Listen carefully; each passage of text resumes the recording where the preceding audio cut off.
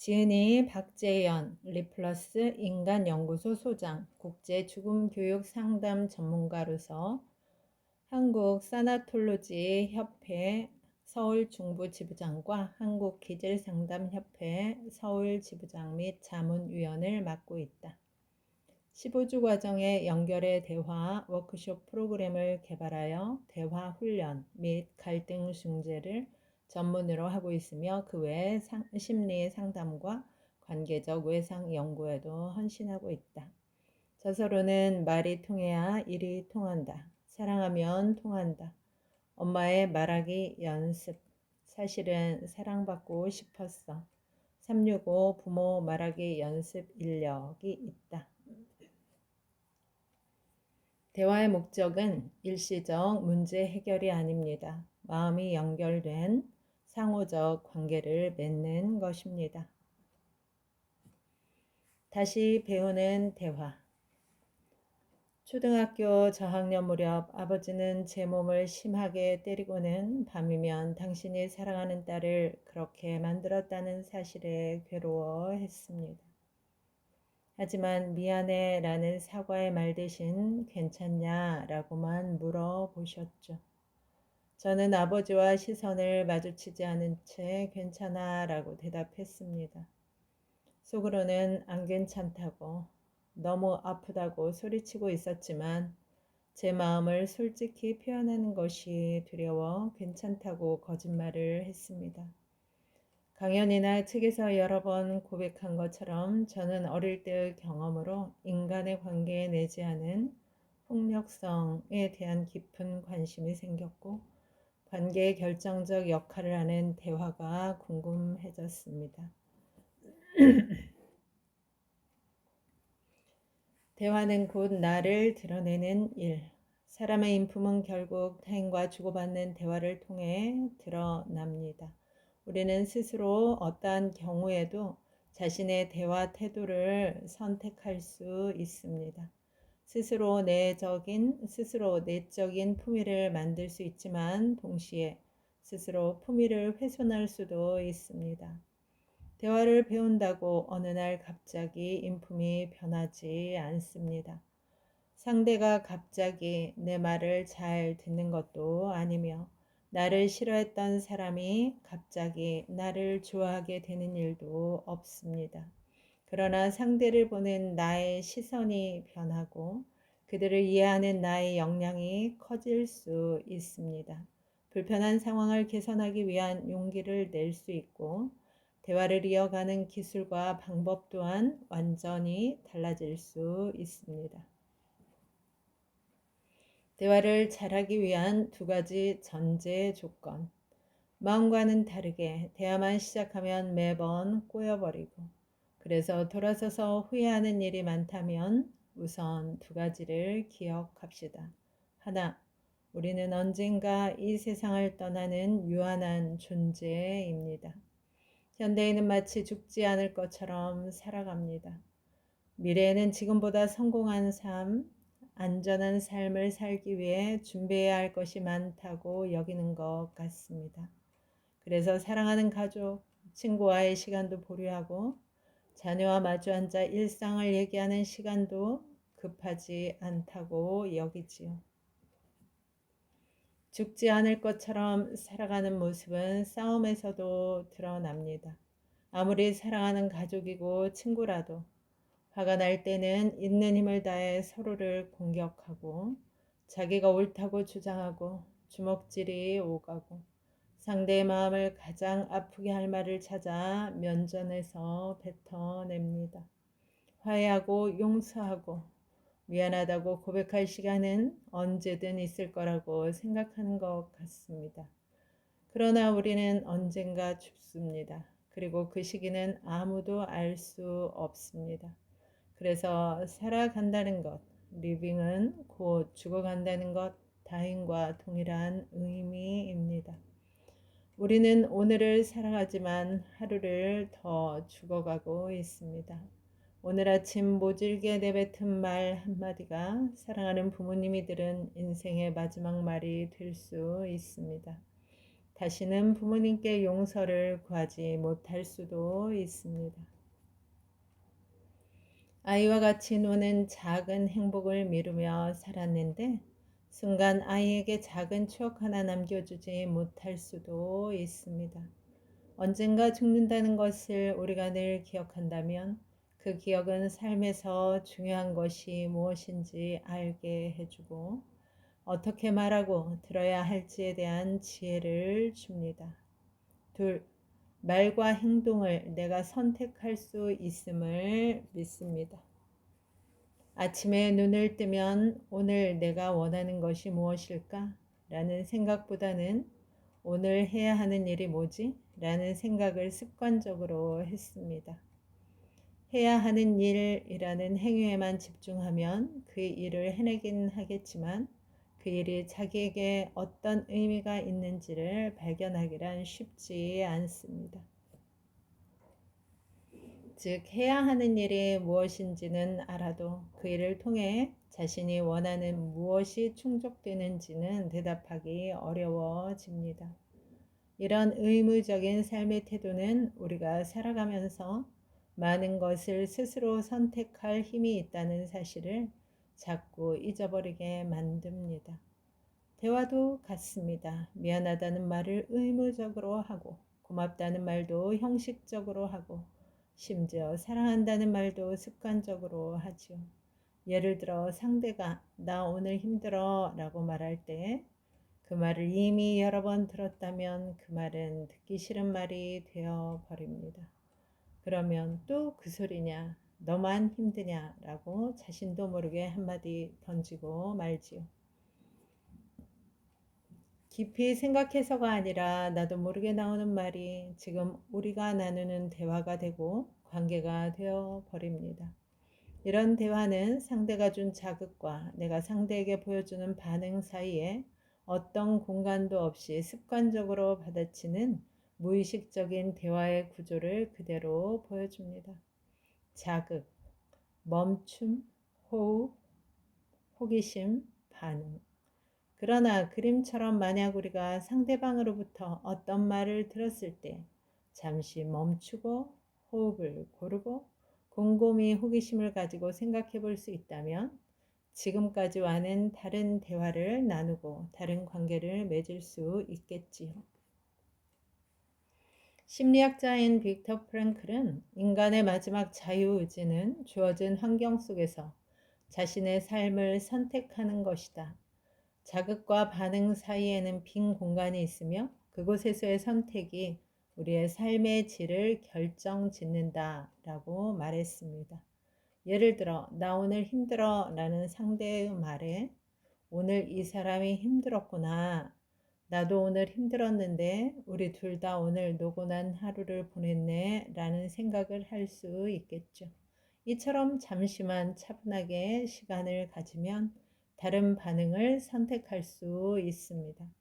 핀잔이 아니라 당신도 힘들었구나. 나도 오늘은 참 힘들었는데 오늘은 우리 둘 다 쉬는 시간이 필요하겠네 라고 말할 수 있게 됩니다. 이 간단한 대화만으로도 관계에서 큰 차이를 만들어내는데 이렇게 대화하지 못하는 이유는 결코 우리에게 그러한 능력이 없기 때문이 아닙니다. 그 이유는 상대의 말을 듣는 순간 나도 모르게 습관적으로, 형식적으로, 의무적으로 떠오르는 말을 던지기 때문입니다. 대화에 대한 평소에는 깊이 고민하면서도 막상 대화하는 결정적인 순간에는 아무 생각 없이 나오는 대로 반응하기 때문이지요. 그렇기 때문에 이 책에서 우리는 내 마음속 심리적 공간에 멈춤, 호흡, 호기심을 두어 잠시 시간을 갖고 나의 말과 행동을 선택하는 연습을 해보겠습니다. 나의 반응이 곧 내가 맺는 모든 관계의 질을 결정짓는다고 가정한다면 우리가 대화를 다시 연습할 이유와 가치는 충분할 것입니다. 그러니 숨을 한번 크게 쉬고 우리가 그간 잘못 배워온 대화를 함께 배워볼까요? 관계를 고통스럽게 만드는 단절의 대화 요소, 자동적 생각. 대화를 하면 할수록 싸우게 만드는 늪, 판단, 비난, 강요, 협박, 비교, 당연시, 의무화, 합리화.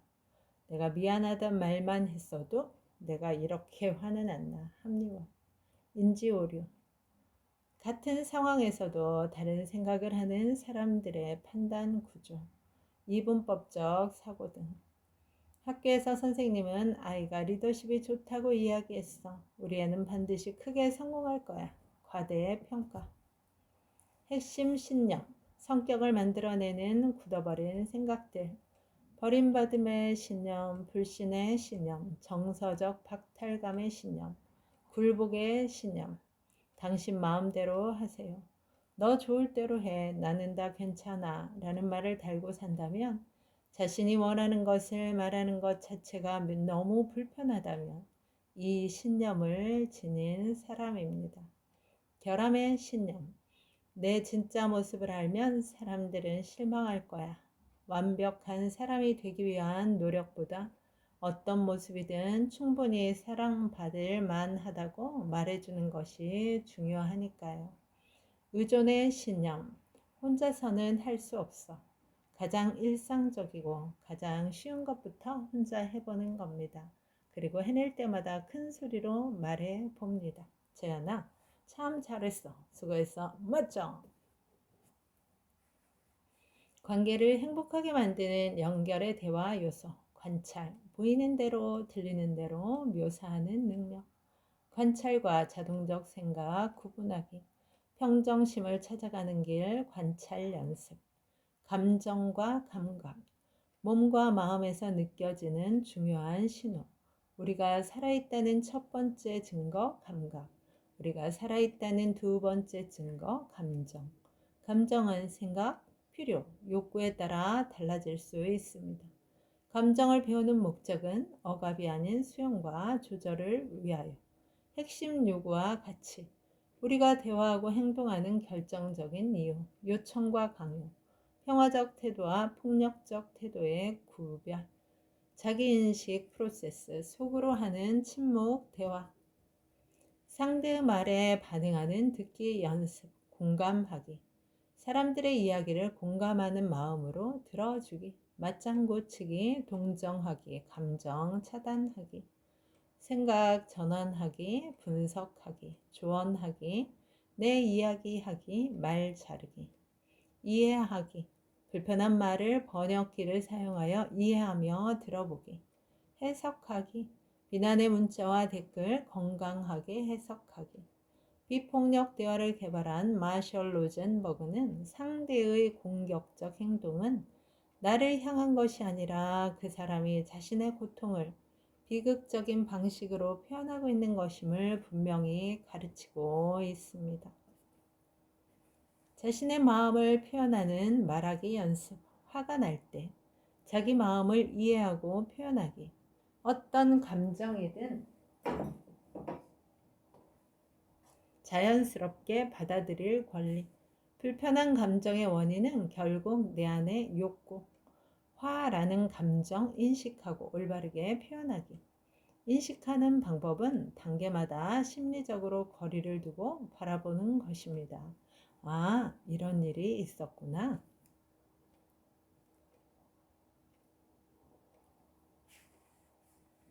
부탁할 때, 부탁하는 이유를 분명히 알고 나서 상대에게 요청하기. 우리는 모두 원하는 것이 있다. 우리는 요청을 통해 깊게 연결된 관계를 경험할 수 있다. 지각 좀 하지 말아라. 10분만 일찍 와줄 수 있을까? 내가 진짜로 원하는 걸 말하는 연습. 미안할 때 후회되는 마음을 담아 변화된 행동을 상대에게 고백하기. 스스로 다그치고 가르치는 엄격한 목소리 안에는 인간다움을 유지하며 살고 싶은 중요한 핵심 욕구들이 숨겨져 있습니다. 이 욕구를 찾아서 상대에게 말하는 것이야말로 제대로 된 사과의 형식입니다. 부모로서 돈도 못 벌고 능력도 없네요. 아이에게 풍요로운 지원을 해주고 싶은데 안타까워요. 건강한 관계를 위한 나눔 연습, 거절 다루기. 거절을 주고받으면서도 상호적 관계 유지하기. 거절은 상대를 무시해서가 아니라 나에게 지금 더 중요한 가치나 필요사항이 있음을 표현하는 것입니다. 상대는 내가 요청한 행위를 거절하는 것이지 나라는 존재를 거절하는 게 아니다. 거절 말하기 연습. 제가 중요한 것이 있습니다. 중재하기. 비난의 말을 욕구의 말로 번역해 주기. 평생 나만 휘도록 일하고 나만 허리가 휘도록 일하고 돈 벌며 살아왔어요. 서로 힘을 합치고 도우며 살고 싶다는 말씀이시죠? 감사 나누기. 고마운 마음을 나누고 능력을 인정해 주기. 감사가 없는 건 인정이 없기 때문. 감사를 표현하면 자신의 가치와 자존감이 강화되고 누군가에게 감사한 마음을 인식할 수 있는 사람은 참으로 근사한 사람입니다. 또한 그 마음을 구체적으로 묘사하여 고백할 수 있는 사람은 진정 용기 있는 사람입니다. 나는 왜 내 말이 힘들까? 박재영. 오늘 뉴스의 하루는 하루가 가는 토요일 오전 흐린 날씨. 나는 막 설거지를 끝내고 거실을 청소한다. 올 한 해를 나는 어떻게 보냈을까? 아이들이 적어준 메모지를 보며 한 해를 돌아본다. 좋았던 점은 쉽게 설명해 주셔서 이해가 쉬웠어요. 아쉬운 점은 설명이 너무 빨라서 몇 분 후에야 이해되는 것 같아요. 1년간 감사했습니다. 사랑해요. 아이들의 말. 또 아이들의 마음에 나는 어떤 말의 씨앗을 뿌렸을까? 열심히 한다고 달려왔지만 바쁘다고 후회되는 말을 한 건 아닐까? 말로 상처받고 말로 치유받는 우리들. 새해는 이 책의 말처럼 모두가 거절을 주고받으면서도 건강한 인간관계가 유지되고 고마운 마음을 나누며 능력을 인정해주는 해가 되기를 바라며 토요일 오전 거실에서 여러분 오늘도 좋은 날입니다. 오늘 하루 잘 살아내느라 수고 많았습니다. 힘내세요. 다음에 또 만나요. 감사합니다.